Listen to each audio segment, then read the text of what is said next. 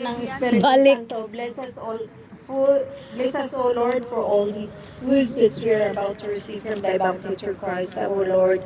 Amen.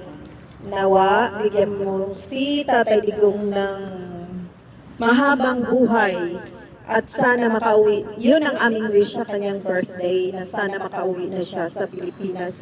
Kami na mga OFW ay maligayang sinicelebrate yung birthday niya. Today, suppose is on Friday, last Friday pala, March 28, sorry. Nawa, bigyan mo siya ng kalakasan at malusog na pangangatawan.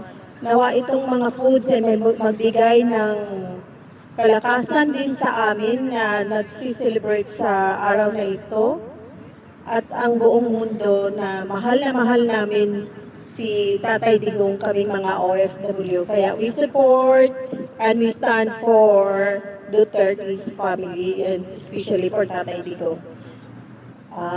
Our Father who art in heaven, hallowed be thy name. Thy kingdom come, thy will be done on earth as it is in heaven.